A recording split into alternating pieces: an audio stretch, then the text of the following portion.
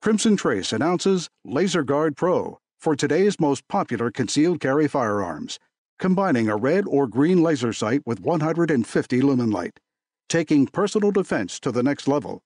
Available now at your local dealer. Welcome to Tom Gresham's Gun Talk, where there's more to talk about than shooting. There's reloading and hunting and self-defense, too.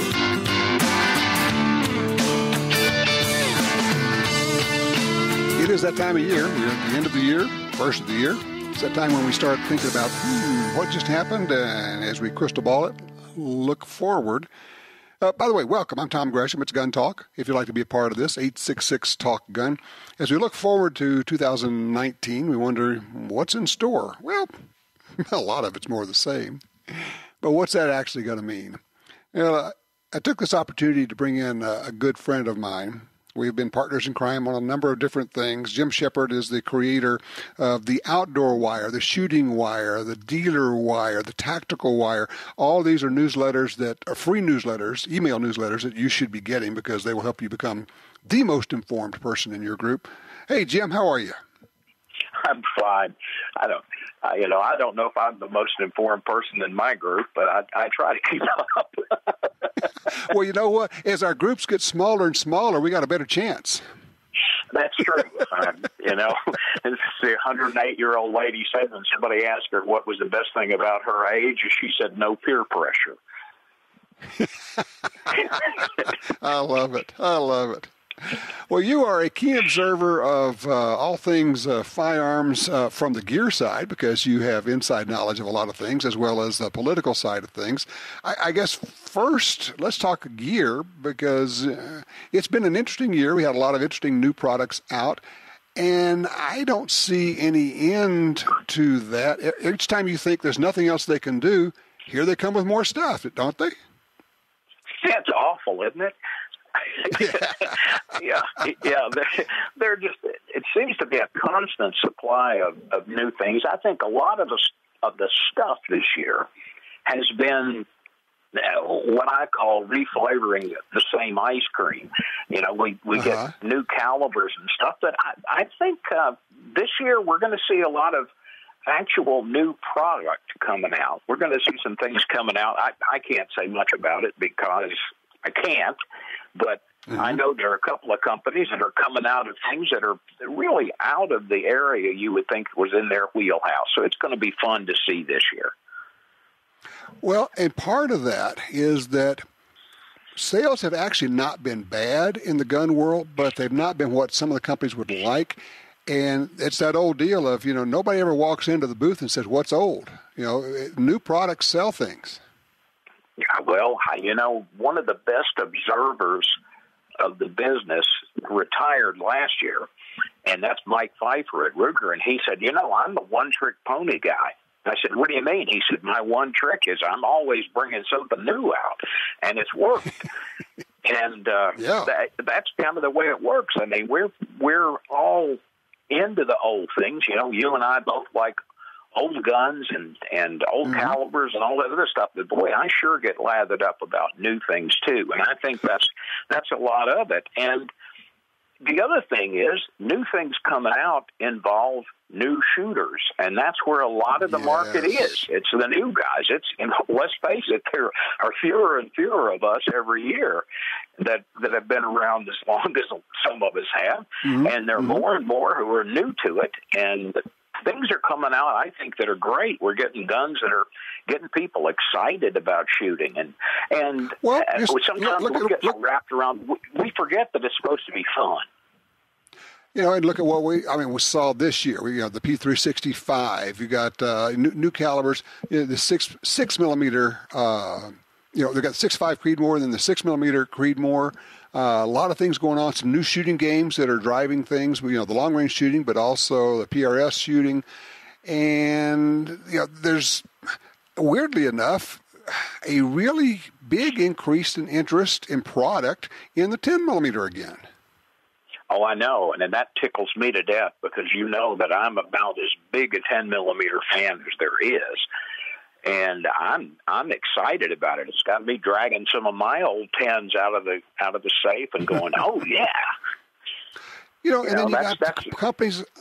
Think about companies like SIG, they were just a gun company, and now they're a scope company and an ammo company and a silencer company and who knows what else next time.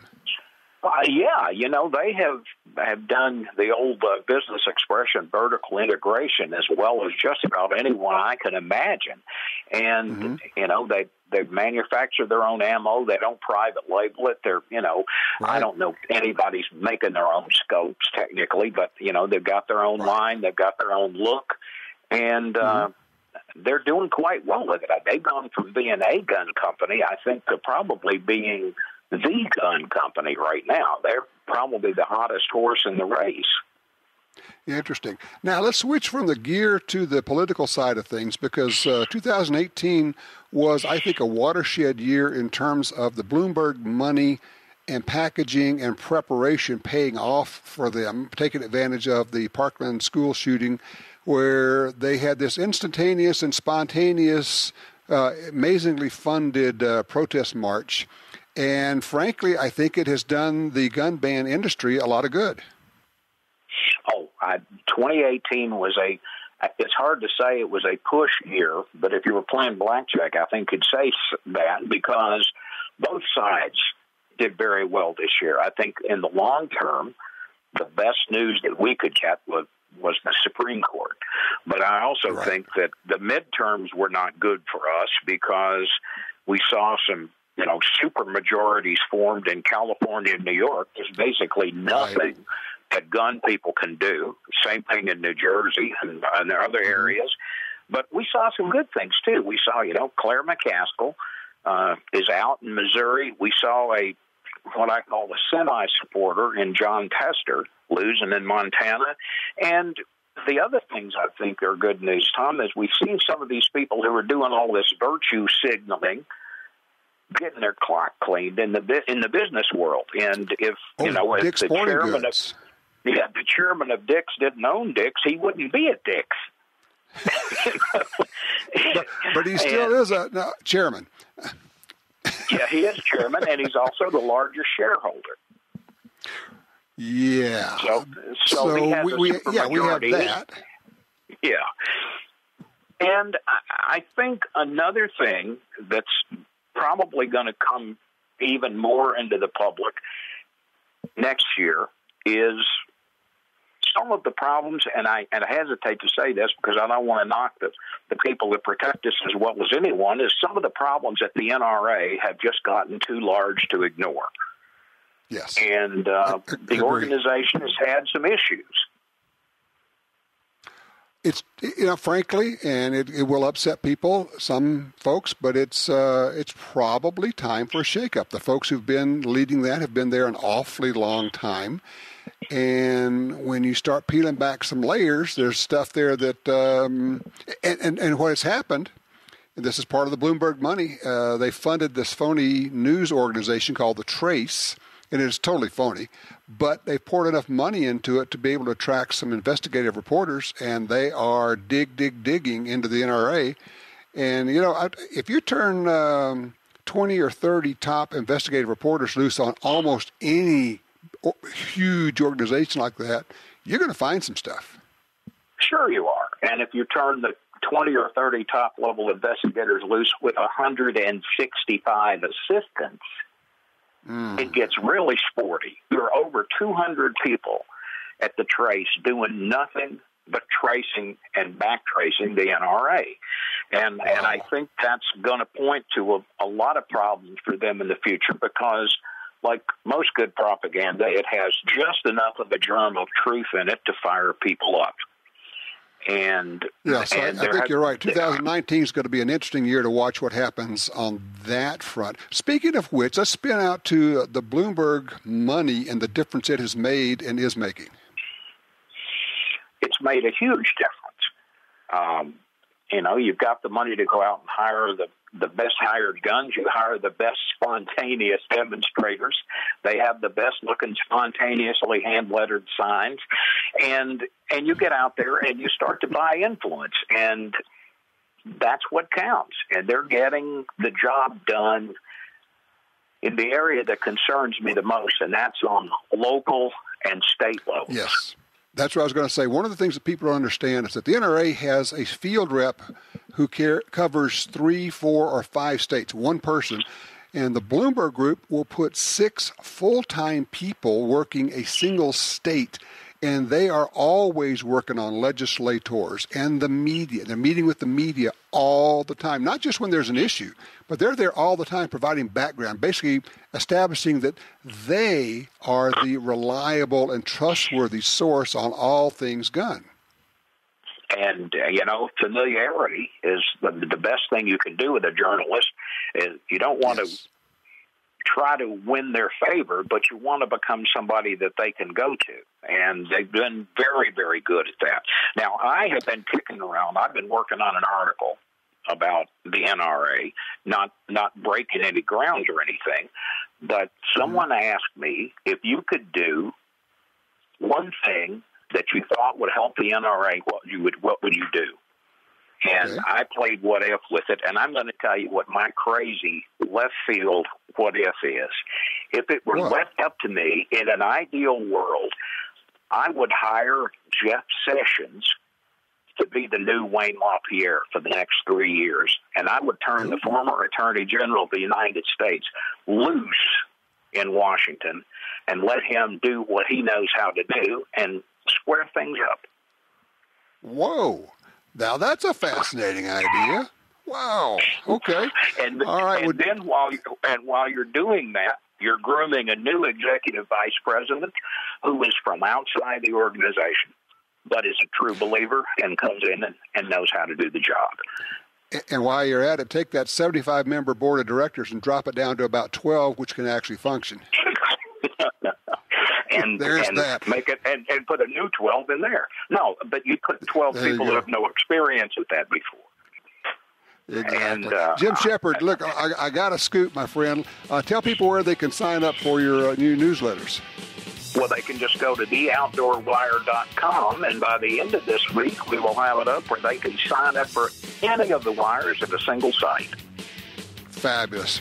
Thank you, sir, and I will see you in Las Vegas at the SHOT Show. Won't be that long, my friend. Happy New Year. That's it. Take care. 866-TALK-GUN. If you're interested in guns, give me a holler.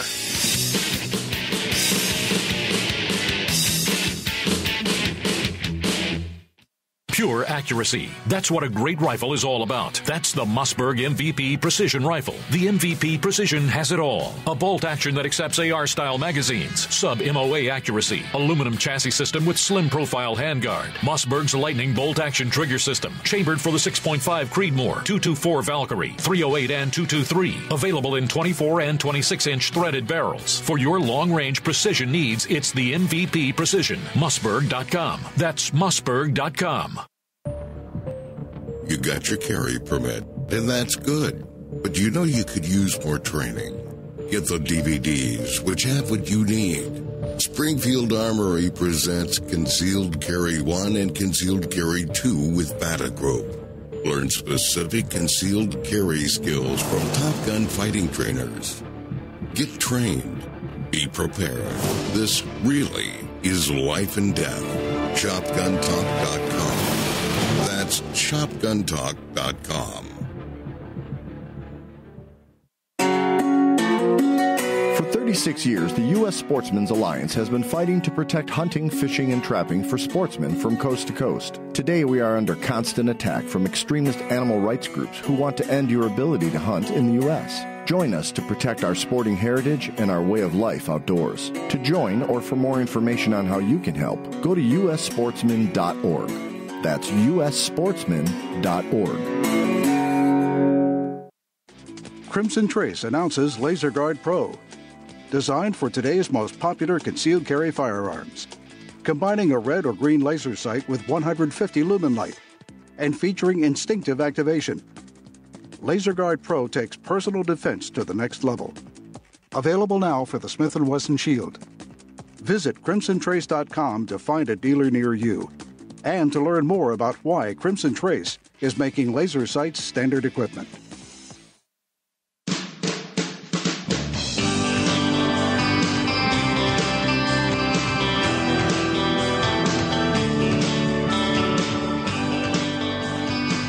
866-TALK-GUN, get you in here. Let's see. This is going to sound weird. In South America, Brazil's president-elect plans a decree allowing wider gun ownership. Dateline, Sao Paulo. Brazil's far-right president-elect, Jair, let me get this right, Bolsonaro, said on Saturday he plans to institute a decree allowing all Brazilians without criminal records to own firearms. Welcome news to many core supporters who want him to loosen Brazil's strict gun laws. Let me read that again. Plans to issue a decree allowing all Brazilians without criminal records to own firearms. Throughout his campaign, he had pledged to dismantle Brazil's current gun legislation, which presents various bureaucratic and legal obstacles for people seeking to purchase firearms. That message appealed to many Brazilians who want to use guns for self-defense amid sky-high levels of violent crime. By decree, this is a quote, by decree, we plan to guarantee the ownership of firearms by citizens without criminal records. Jeez. Time to visit Brazil. Holy cow. Sounds pretty cool. 866-TALK-GUN gets you in here. Line 4. Bert is with us out of Fargo, North Dakota. Hello, Bert. Good afternoon, Tom. Listen to you every week that I can. Great. So you were mentioning fun on the range. I recall I was joined the Marine Corps. I thought I knew something about shooting until I got to Edson Range. And but anyway, I was Marine Detachment, USS Enterprise, and we were docked in Alameda, California. We had a escort to the USS Long Beach, which also had a Marine Detachment, and we qualified at Camp Vallejo, which had a full-size qualification range. Now, in the Corps, you fire 200, 300, and 500 meter line, and so we got done qualifying, and your last 10 shots are at the 500 meter line, which was the funnest part of the course, I thought. And you're shooting 10 rounds prone, 500 meter at a human silhouette target. Well, we got done with this, with our qualification, and they took the top 4 shooters from each detachment and put us on a team. And the objective was they gave us X amount of ammo. I can't remember how much it was, but we're shooting the M16 A1 iron sights, aperture sights, and the game was we started with loaded mags. We laid and we shoot on the human silhouette, which is your 500 meter target, and then you got I can't remember what it was, a minute or two to fire as many rounds as you wanted there, and then unload, flag the weapon, and then we walked down to the 300 meter line while you were reloading your mags, and we shot again there, and then same thing, we moved down to the 200 meter line. Well, I told my team, I said, guys, let's knock this off at the 500 meter line, because you got more points at the 500 meter line, less points at the 300 meter line, less points at the 200 meter line. Well, we shot most of our ammo off at the 500 meter line, and we won the game. And and the winds were good, but you know what? I think we maybe pulled another quarter-inch tighter on our slings and just had a super tight prone, and we pulled it out at the 500 meter line. And I think we got down to the 200 meter line. We were out of ammo, but it was a great game. How long ago was that, Bert? Oh, I would guess that was 76 or 77. So that's been 50 years. Yes, sir. I'm 60. What's interesting about that, the reason I ask is because when you're telling that story, I can hear you smiling. It is still as much fun at this moment as it was to you then. That's pretty cool. You know, Tom, the power of a 4-man Marine Corps rifle team is unbelievable. And you've been talking AR-15s all day, and you know, it's that last 10 shots at the 500 meter line that basically made you or broke you. And and we had 10 minutes in qualification to shoot 10 rounds. And so, yeah, you're in a super tight prone position. Marine Corps basically teaches Olympic-style shooting. You got the glove, you got the sling, you got the shooting jacket, you got the range book. You're calling your shots, each and every shot. And besides the rapid fire, the 500-meter line is my favorite. And like I said, we wiped them out at the 500-meter line. And that's how accurate that rifle is. 500 meters, I believe, is like 530 yards. And that's open sights. Yeah, I was doing my numbers here. That was about 40 years ago. So, and it still feels that same way. What I'm getting out of that is, one, the joy of shooting on a team, doing a team event. Two is the fun of long range shooting, of which, of course, everybody loves long range shooting these days. And I just love the fact that you still have that enthusiasm for, this. Now, let me ask you: are you still doing any shooting? Oh yeah, yep. I've got an old Enfield that was motorized. I had an M1A, a National Match M1A that I bought in Oakland, California, back in those years. God, I think I paid about $700 for it. But no, I love my Enfield, and by the way, the lusty Colt, the trusty Colt, the weapon democratic, whose vicious might makes men one hate the government automatic. I love my 1911 too. But the thing about it is, that's great. The thing about it is, Tom, you know what?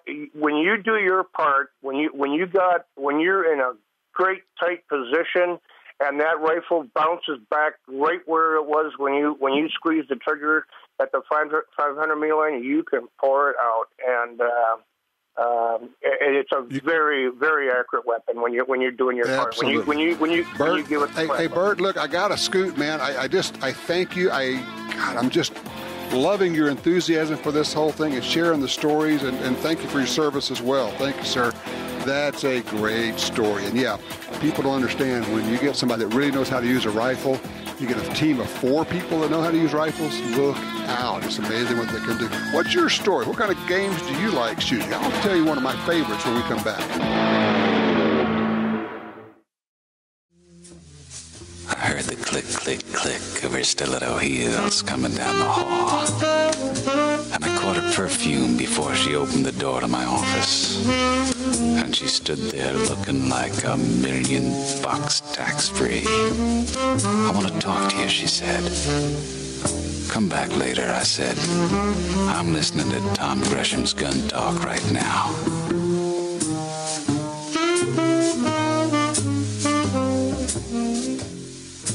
As well, he should be. Tom Gresham here, 866-TALK-GUN. It's Gun Talk. By the way, be sure to check us out. Look for Gun Talk Media on Facebook. You can follow me on Twitter. I am at Gun Talk. And, of course, we have all sorts of deals going on over at shopguntalk.com. I got some specials going on. You might want to check it out. Some of those are going to be ending pretty quickly. shopguntalk.com. And, of course, you're supposed to have the Gun Dealio smartphone app on your smartphone, because we're putting out all sorts of deals. We go out and find them, and then we let you know about the precious deals that some of them don't last very long. It's Gun Dealio, and then, of course, it's free. All right, 866-TALK-GUN. I mentioned before I was going to share with you a couple of my favorite shooting games. Both of them actually involve handguns, and almost variations, kind of similar at least. One is at whatever distance you're shooting, probably 7 yards, 10 yards, you and a buddy, and one of you shoots at the target, and then the next one tries to put his or her bullet through the same hole. And you see how close you can get, and you just go back and forth on that. It's that old aim small, miss small thing. If you're shooting at a 6-inch bull at 7 yards, or a humanoid type silhouette target, there's a lot of leeway there, and you can get kind of sloppy. And if you want to get more precise, aim at something small. Now, here's a really fun game to do. It will cost you some money. It'll actually cost you 10 cents. No, because you'll end up doing it more often than that. Take your cardboard target and tape 10 pennies to it, all in a row, or maybe 5 and 5, whatever. And then you and a buddy go, I got 10 shots, I got 10 pennies, and we're going to do it at 5 yards. I know you're thinking, 5 yards, how can you miss? Let me know how that works out for you. the idea is 10 shots, 10 pennies. Can I hit 10 pennies with 10 shots? You will find it to be more difficult than you think it's going to be. It's also more fun than you think it's going to be. It is challenging. It makes you concentrate. You have to really get on that front sight. You have to really be good on the trigger. And as you do this, you're going to become a better shot. When you can start hitting pennies at 5 yards consistently, you're going to watch your scores improve. You're going to watch your shooting improve because now you have really figured out what it takes to be a good shot. Just fun stuff. We're just going to talk about some of the fun gun games that we play out there. 866-TALK-GUN gets you in. Doug's with us on 2. He's out of Medford, Oregon. Hey, Doug, welcome to Gun Talk. Hi, Tom. Say, I have a question on, and I have a Ruger GP100 357 Magnum, and it's got an adjustable rear sight, and I want to lower it. I've been lowering it because it was shooting kind of high. And when you turn the center screw, you know what I'm talking about, that center screw there in the top? Right. Yeah, it goes to one side. You know, it doesn't seem to center like it was. You know, is there a way to make it so it's centered in that oval where it goes? I'm trying to figure out what's going on here because I'm not sure I'm understanding your description.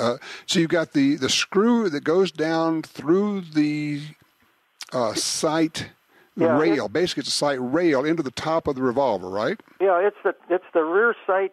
The top screw adjusts the lower and raising. The elevation. It's the elevation screw. Elevation screw, and the side one adjusts the left and right. But the top screw is a little bigger screw. And when you turn it to go down clockwise, it used to be kind of in the center, and then when you turn it, I turned it so it went more to one side of that little oval where it sits in. Should you press harder on the screw? Is there some thing you should do or is it just good the way it is? My tendency would be to say it's probably okay the way it is. Here's the real question. And actually, the only question is, can you adjust it? Will it adjust so that you get the bullet hitting where you want it to hit? Will it adjust well for you? Yeah, it does. I got it good, but I was trying to bring it back and then tried it again, but it still goes to one side. You must have adjusted your GP100 a few times, haven't you? Yeah, but I just don't remember anything like that. But again, it may be one of those deals that if it happens, I didn't pay attention as long as I can adjust the sights and the sights are moving and the bullet impact on paper is moving. Yeah, right. And then, you hear a click, but then sometimes you have to go farther to hear the next click. And it's like click, click, click. It goes. Then you keep turning, and another click. Well, that doesn't sound right. It's what you may want to do. I would throw 2 options out.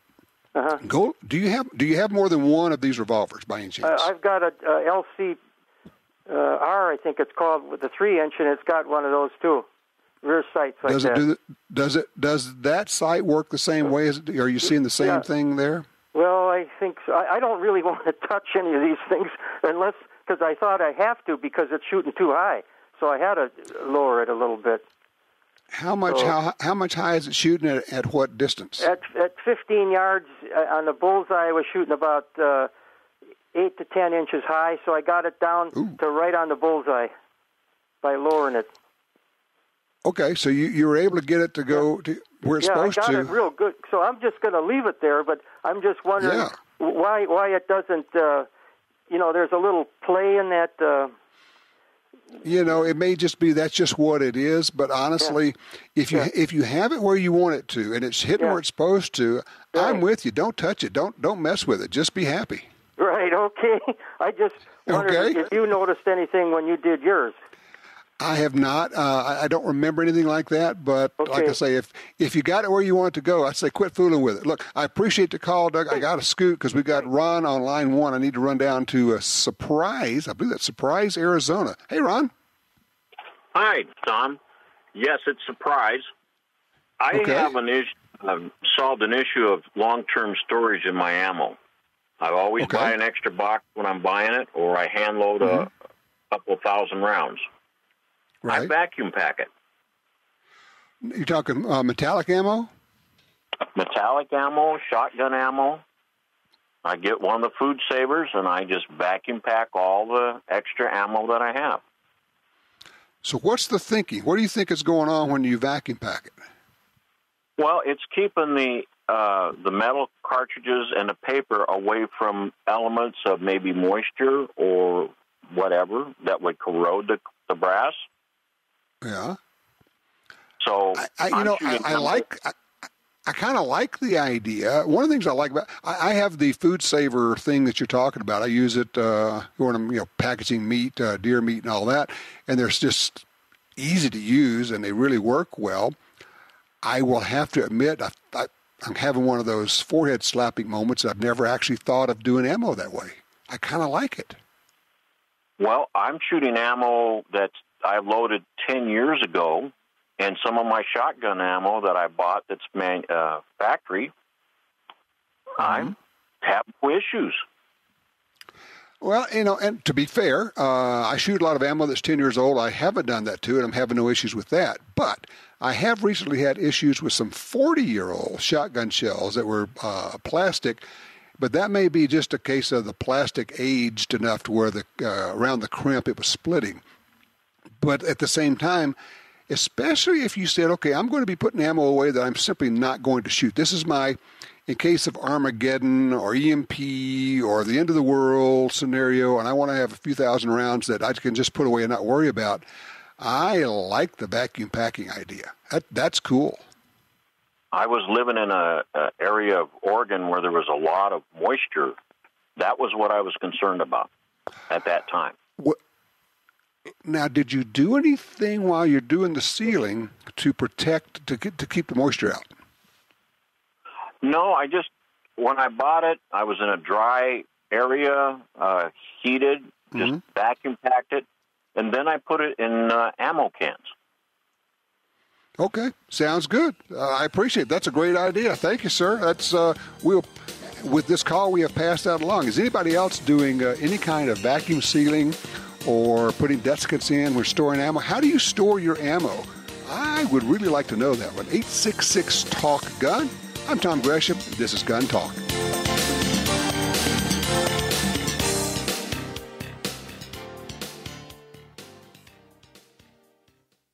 It's America's favorite .22 rifle. No matter how, where, or what you like to shoot, there's a Ruger 1022 for you. From the carbine to the incredible takedown models, the tactical and target versions, all Ruger 1022 models have the legendary action and detachable 10-round rotary magazine. Whether you're hunting squirrels or tin cans, there's a lifetime of fun in every Ruger 1022 rifle. See them all at Ruger.com.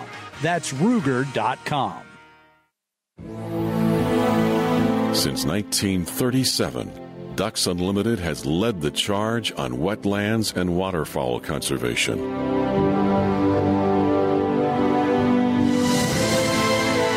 Wetlands reduce the effects of flooding and recharge our drinking water, but perhaps most importantly, they allow us to experience what makes the outdoors so great. Band together to rescue our wetlands. Want great deals on guns, ammunition, and gear? Download the free Gundealio app today. With Gundealio, you can search for deals, listen to the Gun Talk podcast, watch gun videos, read gun news, and get notifications right to your phone about deals and special offers.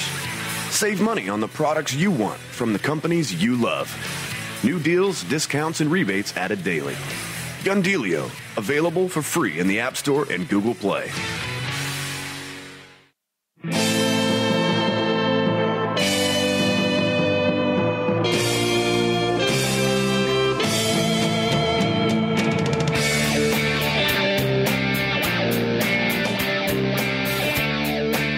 Fascinating, interesting. Out of the New York Times, they're proposing a new way of monitoring and governing and regulating gun sales.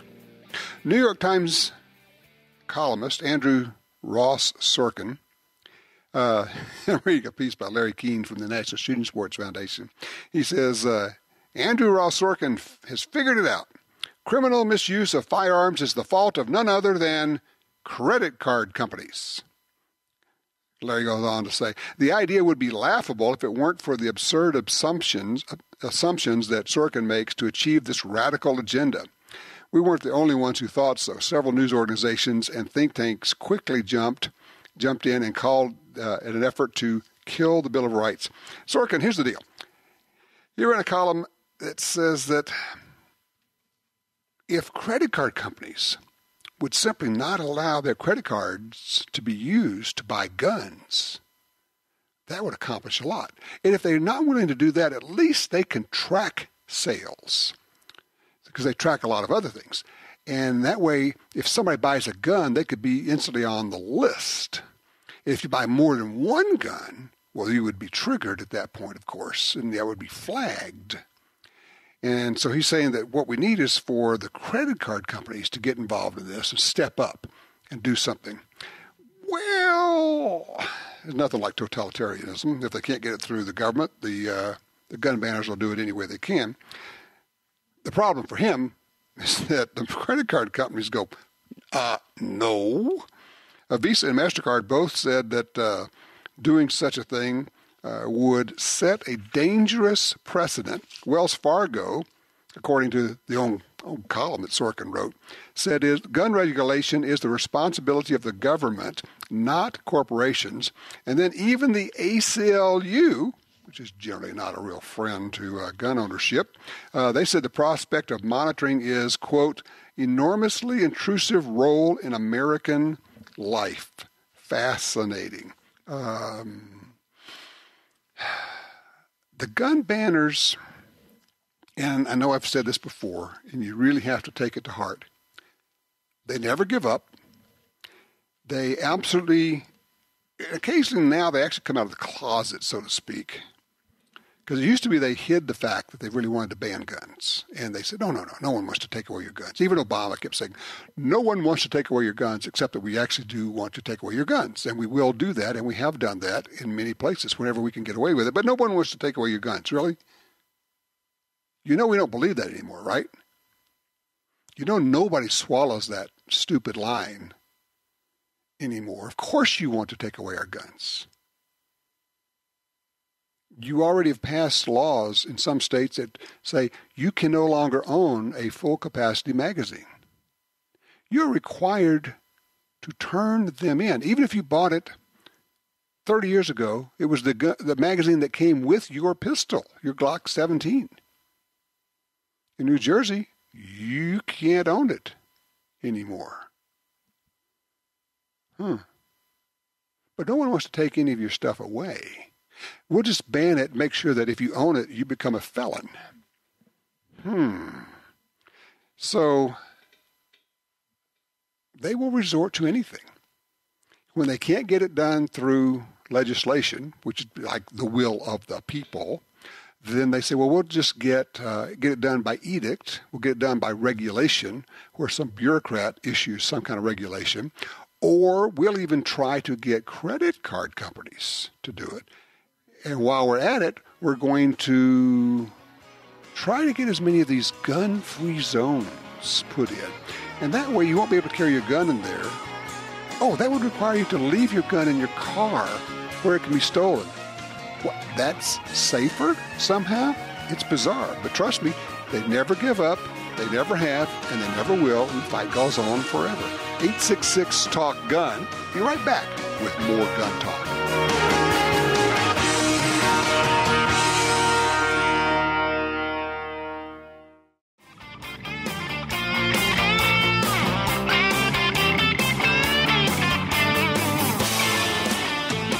I get this email from Carlos. He says, might be a good time to remind folks of practicing their drawing with all these winter clothes on. Excellent idea, including gloves. Will your finger fit inside the trigger guard of your carry gun when you're wearing gloves? Here's an interesting one. Can you dig through all those layers of winter clothes? Some people switch and go to just pocket carry. If you've got a big old winter coat on and stick a gun in there. If you're going to do that, you might want to consider a double action only revolver. You're less likely to bump the trigger. It takes a lot more pull on it to get something done, and you can fire it from inside the pocket.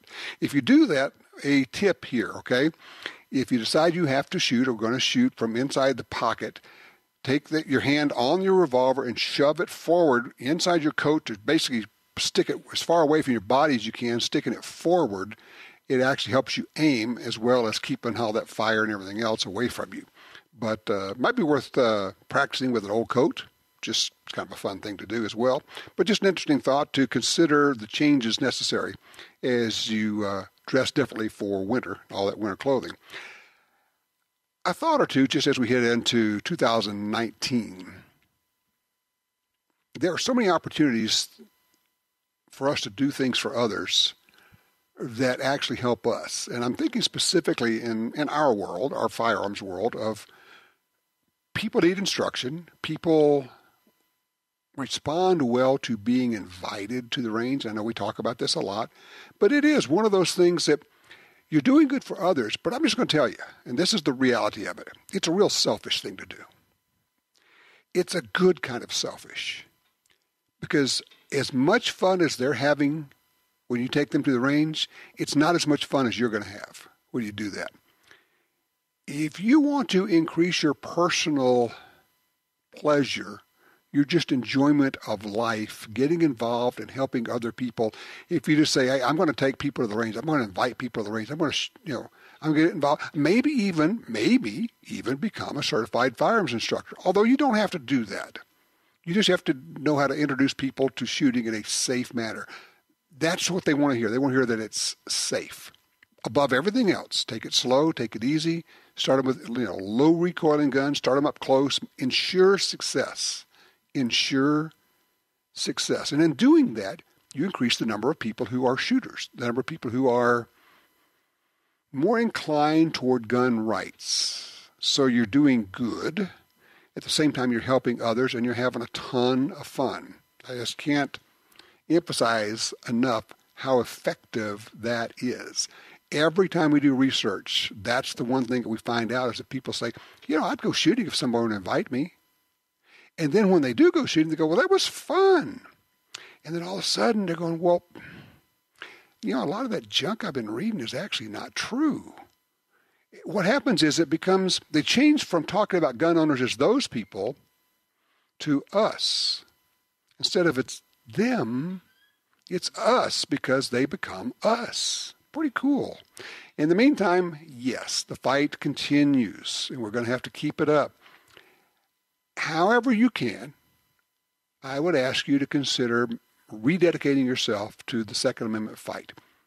It's going to be worse. It's going to be harder this year. Bloomberg billions are really effective. He's really good at buying this stuff. He is the issue these days.